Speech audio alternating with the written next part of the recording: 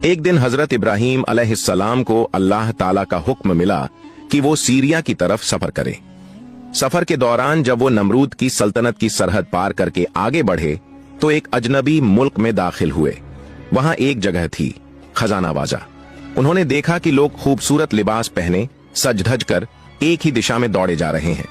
हजरत इब्राहीम अलैहिस्सलाम को यह मंजर देखकर हैरत हुई। उन्होंने एक शख्स से पूछा, भाई ये सब लोग कहां जा रहे हैं? उसने जवाब दिया, जनाब हमारे बादशाह की इकलौती बेटी सायरा खातून पिछले 7 दिनों से लोगों को बुला रही है। वो अपनी पसंद का शौहर चुनना चाहती है।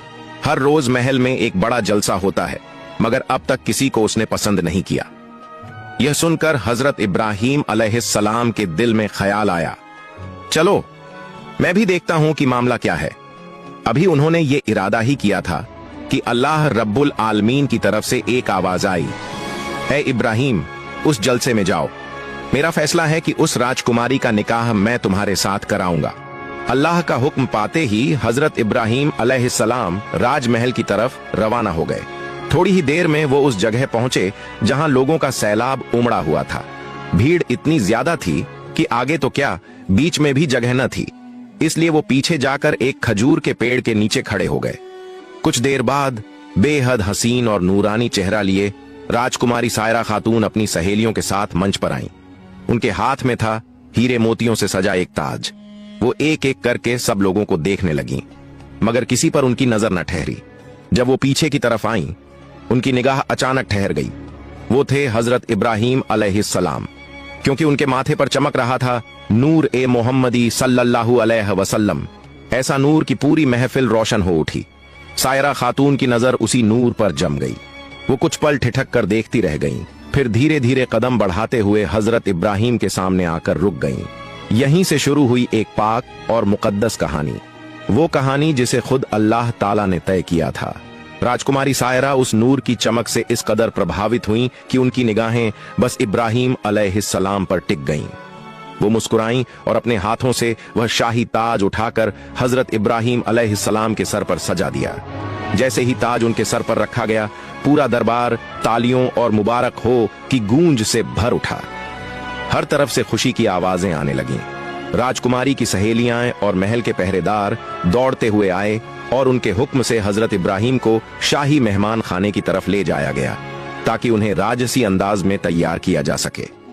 कुछ ही देर में यह खबर बादशाह तक पहुंची, आपकी इकलौती बेटी सायरा खातून ने अपना जीवन साथी चुन लिया है। यह सुनते ही बादशाह का चेहरा खुशी से दमक उठा। उसने तुरंत ऐलान किया, जल्द से जल्द राजकुमारी का निकाह अदा किया जाए। राजमहल में चारों ओर तैयारियों की रौनक फैल गई। दावत के पैगाम हर सूबे तक भेज दिए गए। महल के हर कोने में रोशनी, संगीत और खुशबू भर गई। गायक अपने साज संभालने लगे, रसोइये स्वादिष्ट पकवान तैयार करने में लग गए और दरबार जगमगा उठा। थोड़ी देर बाद हजरत इब्राहीम अलैहिस्सलाम को शाही पोशाक पहनाई गई।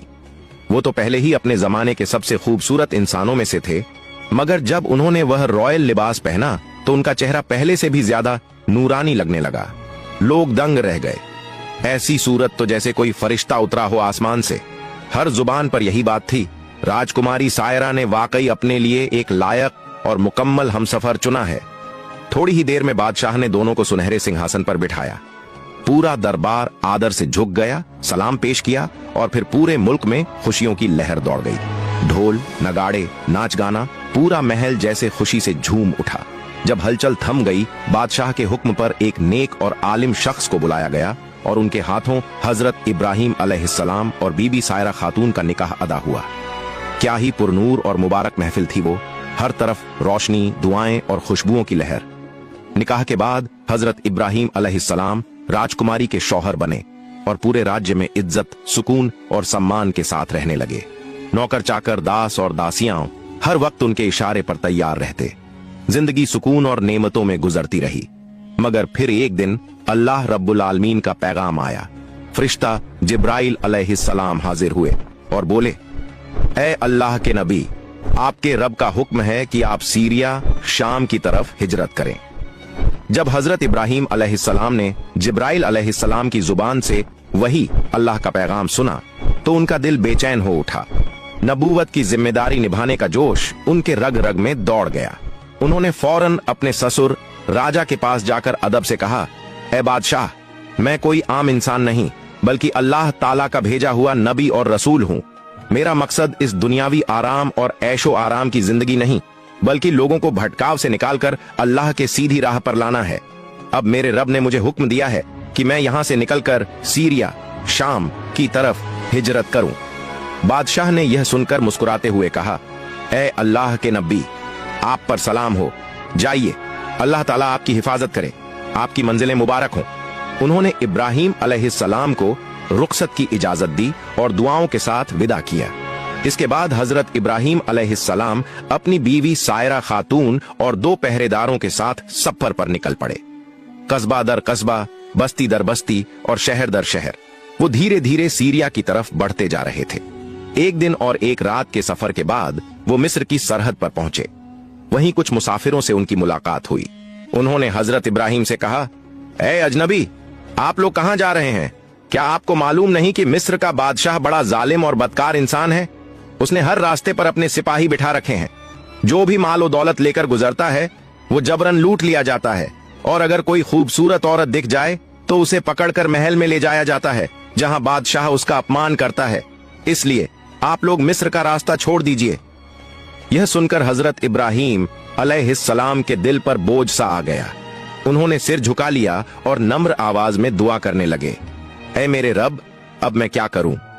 तभी अल्लाह रब्बुल आलमीन की तरफ से पैगाम आया, ऐ इब्राहिम, मेरे हुक्म से मिस्र का रास्ता अख्तियार करो, क्योंकि सीरिया तक पहुंचने का यही रास्ता है। हजरत इब्राहिम अलैहिस्सलाम ने जब अल्लाह का हुक्म सुना तो बिना झिझक उस पर अमल किया। पूरे भरोसे और ईमान के साथ वो मिस्र की तरफ चल पड़े। रास्ते में चलते हुए उन्होंने एक तदबीर सोची, क्योंकि अब उन्हें मालूम था कि मिस्र का बादशाह बदनीयत और जालिम इंसान है और उसके सिपाही राहगीरों को लूटने से पीछे नहीं हटते। उन्होंने अपनी बीवी बीबी सायरा को एक लकड़ी के संदूक में बिठाया और उस संदूक को अपने सर पर रखकर आगे बढ़ने लगे। लेकिन ज्यादा दूर नहीं गए थे कि रास्ते में कुछ पहरेदारों ने उन्हें रोक लिया। उनमें से एक ने ऊंची आवाज में कहा, रुको, जो कुछ तुम्हारे पास है सब हमारे हवाले करो, और ये संदूक, इसमें क्या छिपाया है, हमें इसे देखना होगा। हजरत इब्राहिम अलैहिस्सलाम ने नरमी से कहा, मेरे पास जितनी भी दौलत है सब ले लो, लेकिन इस बक्से को मत खोलो। मगर उन जालिम पहरेदारों ने उनकी बात की जरा भी परवाह नहीं की। उन्होंने जबरदस्ती वह बक्सा छीना और उसका ढक्कन खोल दिया, और जैसे ही संदूक खुला सबकी आंखें ठहर गईं, सांसें थम गईं। अंदर बैठी थीं बीबी सायरा, एक हसीन, पाक दामन और नूरानी औरत। उनकी सूरत देखकर हर पहरेदार दंग रह गया। वो उस जमाने की सबसे खूबसूरत और शरीफ औरतों में से थीं। फिर शुरू हुआ एक अजीब सा मुकाबला। हर सिपाही चाहता था कि वो इस हसीना को बादशाह के सामने पेश करे ताकि इनाम उसे मिले, क्योंकि उस वक्त मिस्र के बादशाह ने ऐलान कर रखा था, जो मुझे खुश करेगा मैं उसे सोना चांदी से नवाज दूंगा। बस लालच ने सबको अंधा कर दिया। हर एक सायरा खातून को अपनी तरफ खींचने लगा। खींचतान और हलचल के बीच वो सभी मिलकर बीबी सायरा को राजमहल की तरफ ले जाने लगे। हजरत इब्राहिम अलैहिस्सलाम और उनके 2 साथी बेबस निगाहों से ये मंजर देखते रहे, लेकिन सब्र के साथ उनके पीछे चलते रहे। थोड़ी देर बाद वो राज दरबार पहुंचे। पहरेदारों ने बीबी सायरा को बादशाह के सामने पेश कर दिया। राजा ने जैसे ही उनकी सूरत देखी, उसकी नजरें ठहर गईं। वो हैरान होकर बोला, वाह, कैसी हसीना है ये। उसने खुश होकर पहरेदारों को ढेरों इनाम दिए। फिर हजरत इब्राहिम की तरफ देखकर पूछा, ऐ अजनबी, ये औरत तुम्हारे साथ क्या लगती है?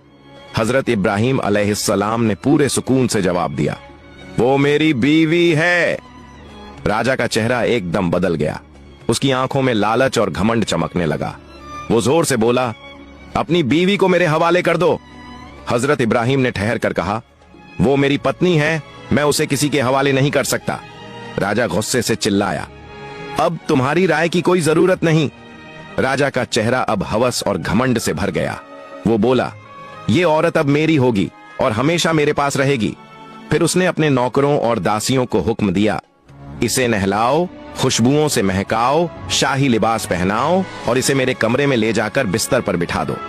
दास दासियों ने हुक्म के मुताबिक बीबी सायरा को अंदर ले जाकर खूबसूरती से सजा दिया और फिर उन्हें राजा के कमरे में बिठा दिया।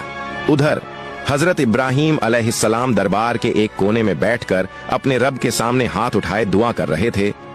ऐ मेरे रब, मेरी बीवी की इज्जत और पाक दामनी की हिफाजत फरमा। अल्लाह ताला ने अपनी रहमत से उनके सामने से पर्दा उठा दिया ताकि वो दूर बैठे हुए भी सब कुछ साफ देख सकें। जब बीबी सायरा कमरे में बैठी थीं, तो राजा धीरे धीरे वहां पहुंचा। उसने दरवाजा खोला और सायरा को देखकर बोला, आओ ऐ हसीना, मेरे पास आओ। इतनी खूबसूरत औरत मैंने कभी नहीं देखी। आज तुम मेरी हो। मैं खुशनसीब हूं कि तुम्हें पाया। ये कहते हुए वो आगे बढ़ा। सायरा को छूने की कोशिश की, मगर उसी पल अल्लाह का अजाब उतरा। राजा के दोनों हाथ एकदम सुन्न हो गए। वो कांपने लगा, पीछे हट गया। उसके चेहरे पर दर्द और डर साफ झलकने लगा। वो हकलाते हुए बोला, ए पाक औरत, मुझसे गलती हो गई, मुझे माफ कर दो, मुझ पर रहम करो। मैं तौबा करता हूं, तुम्हें कभी हाथ नहीं लगाऊंगा। राजा की हालत देखकर सायरा के दिल में रहम आ गया। उन्होंने हाथ उठाए और रोते हुए दुआ की, ऐ मेरे रब, इस आदमी को हिदायत दे दे और इसे शिफा अता फरमा। सायरा की दुआ कबूल हो गई। अल्लाह ताला ने राजा के हाथ तुरंत ठीक कर दिए। राजा कुछ देर तक खामोश होकर सायरा को देखता रहा। फिर से उसकी नीयत डगमगाई। वो उठकर सायरा के करीब जाने लगा, उसे गले लगाने की कोशिश की, लेकिन जैसे ही वो आगे बढ़ा, अल्लाह का गजब फिर से उतर आया। राजा के दोनों पांव जमीन में धंस गए, घुटनों तक। वो डर से कांपने लगा, चीखने लगा, सायरा, मुझे बचा लो, मेरे लिए दुआ करो, मैं तौबा करता हूं, मुझ पर रहम करो। बीबी सायरा ने सख्त लहजे में कहा, अल्लाह के साथ मजाक करने की सजा इससे भी ज्यादा भयानक हो सकती थी। मैं तुम्हारे लिए दूसरी बार दुआ नहीं कर सकती। मेरे शौहर एक नबी हैं, हजरत इब्राहीम अलैहिस्सलाम। वो इसी महल के बैठक में हैं। जाओ, उनसे माफी मांगो। मैंने एक बार तुम्हारे लिए दुआ की थी, अल्लाह ने तुम्हें माफ कर दिया था, मगर तूने फिर वही गुनाह दोबारा किया। सायरा ने सख्त लेकिन सच्चे लहजे में कहा, तूने मेरी तरफ बुरी नजर डाली थी। अब अगर मेरे शौहर तुझे माफ कर दें, तो शायद अल्लाह भी तुझे रहमत से ढक दे। राजा पूरी तरह बेबस हो चुका था। उसने कांपती आवाज में हुक्म दिया, इब्राहिम को अंदर लाओ। नौकर भागे और हजरत इब्राहीम अलैहिस्सलाम को दरबार में पेश किया गया। जब लोगों ने राजा की हालत देखी, किसी ने हैरानी से देखा तो कोई हंस पड़ा, लेकिन उन निगाहों और हंसी ने राजा का दिल तोड़ दिया। वो फूट फूट कर रोने लगा और कांपते लहजे में बोला, ऐ अल्लाह के नबी, मैंने आपको नहीं पहचाना, न आपकी बीवी को। अज्ञानता में गुनाह कर बैठा। खुदा की कसम, मेरे लिए दुआ कीजिए कि अल्लाह मुझे माफ कर दे और मेरी हालत ठीक कर दे। हजरत इब्राहीम अलैहिस्सलाम ने सर झुका लिया, फिर पूरी तवज्जोह के साथ दुआ की, ऐ मेरे रब, इस बादशाह को हिदायत दे दे और अपनी रहमत से इसे शिफा अता फरमा। दुआ खत्म हुई और सबकी आंखों के सामने करिश्मा हो गया। राजा का जिस्म ठीक हो गया। जो पांव जमीन में धंसे थे वो बाहर निकल आए। राजा सिसकते हुए हजरत इब्राहीम के कदमों में गिर पड़ा। कहने लगा, जनाब, मैंने आपकी बीवी के साथ जो गुस्ताखी की, उसकी सजा आप मुझे दे दीजिए, मगर मुझे तौबा का मौका दीजिए। मैं वादा करता हूं, अब जिंदगी भर कभी गुनाह नहीं करूंगा। राजा की सच्ची तौबा देखकर हजरत इब्राहीम अलैहिस्सलाम की आंखों में रहमत उमड़ आई। उन्होंने 2 रकत नमाज अदा की और दिल से दुआ की, या रहमान या रहीम, इस बंदे को माफ फरमा दे। दुआ के असर से राजा का दिल बदल गया, आंखों से अश्क बह निकले। वो सायरा और इब्राहीम अलैहिस्सलाम के मौजज़े को देखकर हैरान रह गया। उसे यकीन हो गया ये दोनों कोई आम इंसान नहीं, बल्कि अल्लाह के चुनिंदा बंदे हैं। उसने दोनों को अपने महल के सबसे ऊंचे और सम्मानित मुकाम पर जगह दी। अब हजरत इब्राहीम अलैहिस्सलाम उस दरबार में एक इज्जतदार सलाहकार के तौर पर रहने लगे। उन्होंने सोचा, अगर इस बादशाह को सही इस्लाम की तालीम दी जाए तो उसके जरिए पूरे मिस्र में अल्लाह का पैगाम फैल सकता है। उन्होंने अपने रब से इजाजत मांगी और अल्लाह ने अपने नबी की दुआ कबूल कर ली। फिर कुछ अरसा उन्होंने वहीं रहकर बादशाह को नसीहतें दी। रियासत से जुल्म मिटाओ, भ्रष्टाचार और नाइंसाफी को खत्म करो, अपहरण और ज्यादती को रोक दो। इस तरह मिस्र की धरती पर हक, इंसाफ और रहमत का नूर फैलने लगा। हजरत इब्राहीम अलैहिस्सलाम ने फरमाया, ए बादशाह, अब इस मुल्क को अल्लाह के कानून और इंसाफ के उसूलों पर चलाओ, क्योंकि यही रास्ता हक और अमन की तरफ ले जाता है। बादशाह उनके इल्म, अखलाक और रहमत भरे किरदार से गहराई से मुतासिर हुआ। उसने सर झुकाकर कहा, ए नबी खुदा, आपकी वजह से मेरी जिंदगी बदल गई। अल्लाह का लाख लाख शुक्र है कि उसने मुझे हिदायत दी। वक्त गुजरा और धीरे धीरे पूरे मिस्र में ला इलाहा इल्लल्लाह की सदा गूंज उठी। लोग झुंडों के झुंड हजरत इब्राहीम अलैहिस्सलाम के हाथ पर इस्लाम कबूल करने लगे। अब मिस्र की सरजमीन पर इंसाफ, अमन और तौहीद का नूर छा गया था। एक दिन जब मिस्र पूरी तरह इस्लामी हुकूमत में तब्दील हो चुका था, हजरत इब्राहीम अलैहिस्सलाम बादशाह से मुलाकात के लिए दरबार पहुंचे। नर्म लहजे में बोले, ए बादशाह, मेरे रब का हुक्म है कि अब मुझे रवाना होना है। अगर आपकी इजाजत हो तो मैं शाम सीरिया की तरफ सफर करना चाहता हूं। यह सुनकर बादशाह का दिल भारी हो गया। वो बोला, ए अल्लाह के नबी, आपकी रहमत और आपकी नसीहतों का कर्ज मैं कभी नहीं चुका सकता। रुखसत से पहले मैं आपको एक तोहफा देना चाहता हूं। उसने अपने खास लोगों को हुक्म दिया, हाजिरा को दरबार में लाओ। कुछ ही देर में एक पाक दमन, नूरानी चेहरे वाली औरत को पेश किया गया। बादशाह ने अदब से कहा, ए नबी खुदा, आपने जो मुझ पर रहमत की, उसके शुक्राने के तौर पर मैं यह नेक और शरीफ औरत हाजिरा आपको तोहफे में पेश करता हूं। प्यारे दर्शकों, यहां जानना जरूरी है, यही बीबी हाजिरा अलैहिस्सलाम आगे चलकर वो मुबारक खातून बनी जिनके घर में हजरत इस्माइल अलैहिस्सलाम का जन्म हुआ और जिनकी याद में आज भी सफा मरवा की सई और जमजम का चमत्कार याद किया जाता है। इन्हीं की नस्ल से आगे चलकर हमारे प्यारे नबी रहमतुल लिल आलमीन हजरत मोहम्मद तशरीफ लाए। असल में बीबी हाजिरा कोई साधारण दासी नहीं थीं। वो एक उच्च वंश की इज्जतदार और शरीफ औरत थीं। मगर उस दौर में जब उनका कबीला एक जंग में शिकस्त खा गया तो उन्हें कैद कर मिस्र के दरबार में लाया गया और वहीं से अल्लाह की मशीयत से वो नबी की अजीज बीवी बनी और इस्लाम के इतिहास में अमर हो गईं। हजरत इब्राहीम अलैहिस्सलाम ने इस तोहफे को शुक्राने के साथ कबूल किया। फिर बादशाह से अर्ज की, ए अजीम बादशाह, अब मैं मिस्र छोड़कर शाम रवाना होने वाला हूं। रुखसत से पहले चाहता हूं कि इस मुल्क के लोगों को कुछ आखिरी नसीहतें कर दूं। बादशाह ने इज्जत से सिर झुकाकर कहा, ए नबी खुदा, आपकी बात हमारे लिए कानून है। और फिर फौरन पूरे मुल्क में ऐलान करवा दिया गया, कल सुबह अल्लाह के नबी इब्राहीम अलैहिस्सलाम मिस्र की कौम को आखिरी वसीयत और पैगाम देंगे। एक खास दिन पूरा मिस्र की रईस, अमीर और बड़े अफसर एक खुले मैदान में जमा हुए, जहां हजरत इब्राहीम अलैहिस्सलाम उनसे खिताब करेंगे। जैसे ही वह दिन आया, पूरा शहर उस मैदान में सिमट आया। हर तरफ भीड़ थी, सन्नाटा और रूहानी एहसास ने माहौल को भर दिया। जब हजरत इब्राहीम अलैहिस्सलाम मंच पर तशरीफ लाए तो चारों तरफ सन्नाटा छा गया। उन्होंने हाथ आसमान की ओर उठाया और कहा, ऐ लोगों, अल्लाह ताला से डर रखो, जुल्म, नाइंसाफी और लालच से दूर रहो। अल्लाह ही हर चीज देने वाला है, उसी पर भरोसा रखो। उनकी आवाज में इतनी रूहानियत थी कि मैदान में बैठे हर शख्स की आंखें नम हो गईं। लोगों के दिल कांप उठे। हर जुबान से निकला, हम वादा करते हैं, ऐ अल्लाह के नबी, हम जिंदगी भर इस्लाम के रास्ते पर कायम रहेंगे। जब यह रूहानी मजलिस खत्म हुई, हजरत इब्राहीम अलैहिस्सलाम ने सजदे में झुककर अल्लाह ताला का शुक्र अदा किया और कहा, ऐ मेरे रब, तूने अपनी रहमत से इन लोगों के दिलों में रोशनी भर दी। फिर वह धीरे धीरे बादशाह के साथ महल की तरफ रवाना हुए। चेहरे पर सुकून था, आंखों में नूर था। अगले ही दिन हजरत इब्राहीम अलैहिस्सलाम ने बादशाह और संपूर्ण देशवासियों से विदा लेने की तैयारी की।